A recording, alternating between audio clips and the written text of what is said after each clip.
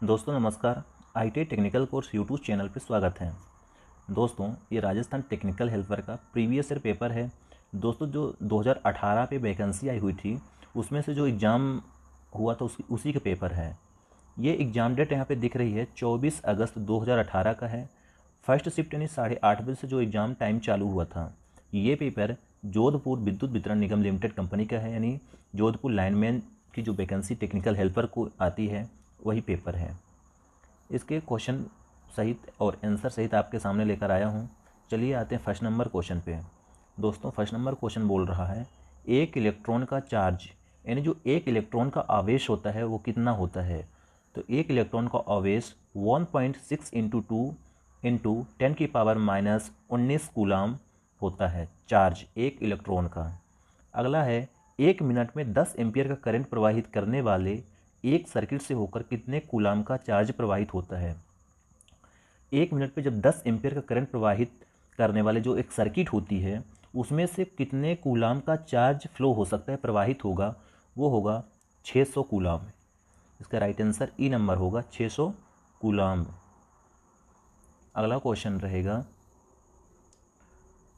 भूरे, हरे, धूसर, चमकीले लाल रंग का रेजिस्टेंस। इसमें से भूरा, हरा, धूसर, चमकीले 4 तरह के रेजिस्टेंस है। इसकी वैल्यू आपको निकालनी है। इसकी जो वैल्यू आएगी 1.58 ओम आएगी।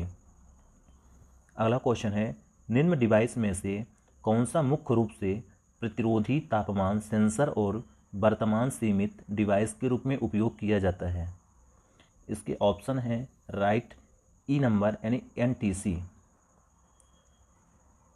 Negative temperature coefficient thermistor.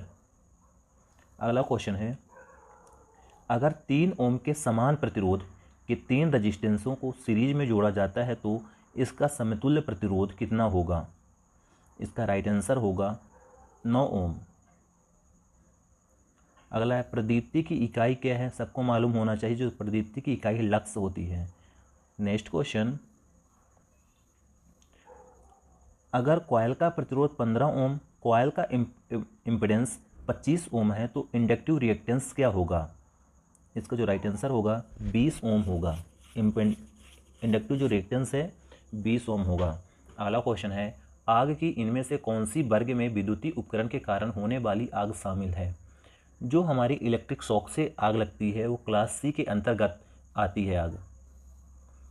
अगला क्वेश्चन है जैसे एक स्टेप अप ट्रांसफार्मर में मोड़ो यानी टर्न का अनुपात, जो स्टेप अप ट्रांसफार्मर होता है उसका टर्न का अनुपात 1 से कम होता है। राइट आंसर सी नंबर होगा। 10वां नंबर है अगर किसी कंडक्टर में 40 कूलाम चार्ज 4 सेकंड से ज़्यादा समय तक प्रवाहित होता है तो करंट का मान क्या होगा।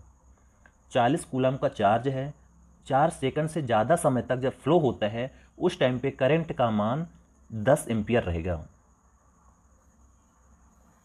अगला क्वेश्चन है अगर किसी बैटरी का वोल्टेज 120 वोल्ट है और चार्ज 2 कूलाम है तो हस्तांतरित ऊर्जा कितनी होगी। 240 जूल होगा। अगला क्वेश्चन है प्रतिरोध का व्युत्क्रम यानी जो प्रतिरोध होता है उसका उल्टा क्या होता है। कंडक्टेंस, यानी कंडक्टेंस का व्युत्क्रम प्रतिरोध, प्रतिरोध का व्युत्क्रम कंडक्टेंस। अगला क्वेश्चन है एक करंट प्रवाहित करने वाले कंडक्टर का क्षेत्रफल 10 वर्ग मीटर और इसकी लंबाई 1 मीटर है। अगर इसका प्रतिरोध 1 ओम है तो इसकी प्रतिरोधकता 10 ओम मीटर होगी। इसकी जो प्रतिरोधकता होगी 10 ओम मीटर होगी। अगला क्वेश्चन है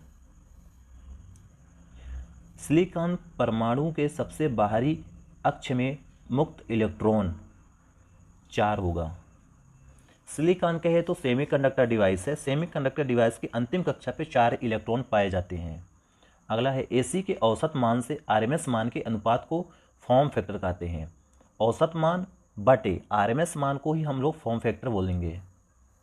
अगला क्वेश्चन है इनमें से किस प्रकार का वाट मीटर सिर्फ AC पर इस्तेमाल किया जाता है। Induction type watt metre.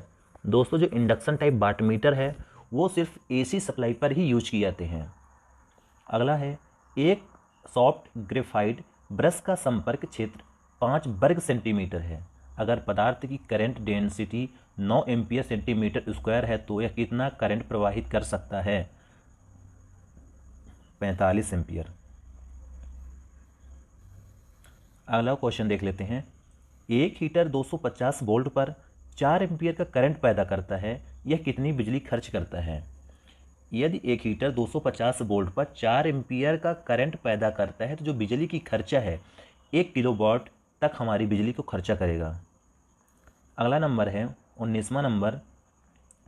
Current की क्षमता बढ़ाने के लिए बैटरियों को समानांतर में जोड़ा जाता है। जो करंट की कैपेसिटी है, क्षमता हम बोल सकते हैं, उसको बढ़ाने के लिए बैटरी को पैरेलल क्रम पे जोड़ा जाता है।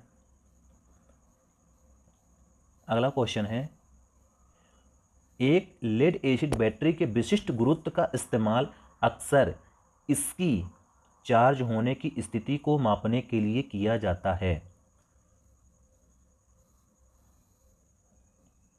अगला क्वेश्चन है, इनमें से कौन सा चमकीला पदार्थ लैंप में हरे रंग की रोशनी देता है? इसका राइट आंसर होगा जिंक सिलिकेट। अगला है, फ्यूज का मुख्य कार्य निम्न में से क्या है? अतिरिक्त धारा की रोकथाम करना। यानी जो फ्यूज होता है, फ्यूज यानी एक्स्ट्रा ओवर करंट को कंट्रोल करता है, या अतिरिक्त करंट की रोकथाम बोल सकते हो। अगला क्वेश्चन है, लेड एसिड बैटरी प्लेट को मजबूती देने के लिए निम्न में से किस धातु का इस्तेमाल किया जाता है? लेड एसिड जो बैटरी होती है उसकी जो मजबूत बनाने के लिए हम लोग सबसे ज़्यादा एंटीमनी जो मटेरियल होता है उसी का यूज किया जाता है। अगला, ब्रिज रेक्टिफायर के लिए न्यूनतम कितने डायोड की आवश्यकता होती है? दोस्तों, जो ब्रिज रेक्टिफायर होता है उसमें कम से कम 4 डायोड यूज करना चाहिए। अगला क्वेश्चन है, इलेक्ट्रिक लोहा के हीटिंग तत्व को बनाने के लिए निम्नलिखित में से किस मिश्र धातु का उपयोग किया जाता है? इसका राइट आंसर होगा डी नंबर, नाइक्रोम या निक्रोम बोल सकते हो। अगला क्वेश्चन है, निम्न में से किसे मापने के लिए थर्मोकपल का इस्तेमाल किया जाता है? राइट आंसर होगा बी नंबर, तापमान। यानी जो थर्मोकपल का इस्तेमाल करते हैं वो होता है तापमान के लिए।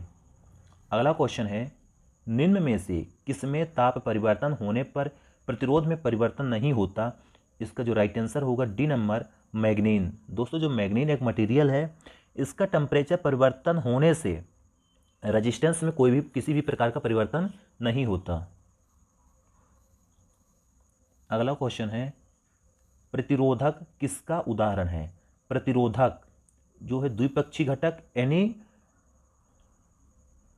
द्विपक्षीय घटक बोल सकते हो, और एक है निष्क्रिय घटक। निष्क्रिय घटक और द्विपक्षीय घटक है।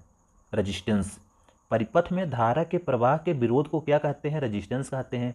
सबको मालूम होना चाहिए, हर एक पदार्थ, हर एक मटेरियल पर कुछ ना कुछ रेजिस्टेंस होता है। अगला क्वेश्चन है 30 नंबर, संधारित्रों को कभी भी किस में कूटबद्ध नहीं किया जा सकता? इसका राइट आंसर होगा ई, संधारित्र को किलो फैरेड में कभी भी रेटेड या कूटबद्ध नहीं कर सकते। अगला है केवीएल, किरचॉफ वोल्टेज लॉ के अनुसार एक नेटवर्क के किसी भी बंद लूप में सभी आईआर ड्रॉप्स और ईएमएफ का बीजगणितीय योग सदैव शून्य होता है। केवीएल ऊर्जा संरक्षण के सिद्धांत पर कार्य करता है केवीएल, और जो केसीएल होता है करंट लॉ आवेश के सिद्धांत पर वर्क करता है। अगला क्वेश्चन है, डीसी मशीन की चाल किसके द्वारा मापी जाती है? राइट आंसर होगा टैकोमीटर। डीसी शंट मोटर की पोलरिटी विपरीत की जाने पर मोटर व्युत्क्रम दिशा में चलेगी, यानी उल्टा चलेगी। अगला क्वेश्चन है, डीसी मशीन के यांत्रिक हानि के अंतर्गत निम्न में से क्या आता है? वायु घर्षण हानि। अगला क्वेश्चन है, डीसी जनरेटर में आर्मेचर ताम्र हानि, यानी जो डीसी जनरेटर आर्मेचर ताम्र हानि पूर्ण भार ह्रास के लगभग 30 से 40% का योगदान करता है। जो कॉपर लॉस होता है दोस्तों, कॉपर लॉस में 30 से 40% लॉसेस लगभग होता है। दोस्तों 35 क्वेश्चन अपलोड कर दिए गए हैं। दोस्तों क्वेश्चन बताने का तरीका अच्छा लगा हो तो कमेंट जरूर करना, और दोस्तों को शेयर जरूर करना। चैनल पे नए हो चैनल को सब्सक्राइब कर लेना।